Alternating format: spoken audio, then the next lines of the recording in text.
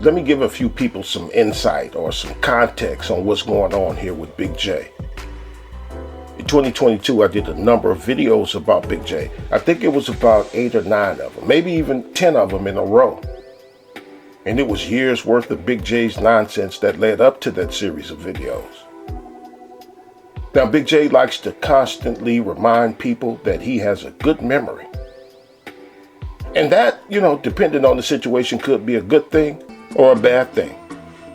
And in Big J's case, it's a bad thing because his good memory is one of the things that has him harbor so much contempt in his heart. And harboring contempt messes people up, mind, body, and spirit. It'll make you sick. Even the professionals, physicians, they'll take it at. Harboring contempt will make you sick. And Big J is that. He's sick. And anytime we're engaging with him, whether it be in harmony or in opposition, just know that we're engaging with someone who is sick. Whether the engagement is direct conversation or just listening to him, just know that we are listening to someone who is sick, and especially socially awkward and emotionally retarded. But his good memory that he loves to remind people he has. If Big J is going to hear this video, if he hears this video, I want him to look into his good memory data bank to see that I haven't been in any of his chat rooms or in any of his comment boards since 2019. 5 years ago. I've known him for over 10 years, but 2019 was when things that I never liked about him started to grow. And they started to be too much. So I decided to not participate in it. Didn't make no announcements or no videos. I didn't do any of that. I just fell back. But I still listened for a while. And throughout those 10 years that I've known him, that I knew him, I was never silent on him. Never silent on him. But I would only come at him every blue moon. A lot of things about him I didn't like, but I would only express that every now and again. I would come at him and then he would come back at me. Or sometimes he would come at me and I would come back at him. And that would be that.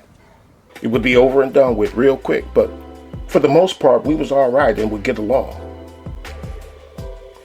Now, the things I never liked about him, just about all of those things came out in that series of videos I did about him in 2022. And in 2022 is when I just had enough of it. They decided to come out and publicly draw a line in the sand. The things that I never liked about him was tolerable at first, but then became intolerable. I had had enough. And like I said, the things that I didn't like about him, they started to grow in number. He started adding on more and more things to not like about him. And he added on so many things to where I just said to myself, you know what, this nigga's a bitch, fuck him. And no more of that where we briefly bump heads and then let bygones be bygones. No, it's over for that. To hell with him. But even after I did them videos, I still listened to him.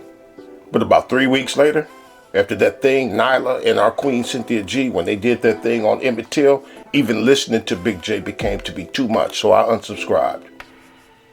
I had to even stop listening to him. On whatever day that was in January 2023, when AJC and Red came up on Big J's panel to confront him about his, I don't know what he was, I guess Big J called that a response to Nyla and Cynthia. I was done. I was done already, but I was well done after that one. Big J had to get peer pressured into responding. AJC and Red and some other people saw it too. That's why Red came up on the panel to confront Big J in the first place. That was weak. I'm out, man. That nigga's tripping. So I unsubscribed, man.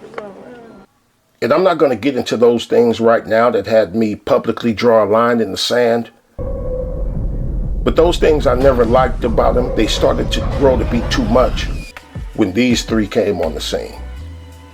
Nyla, Taz, and Renaissance Woman.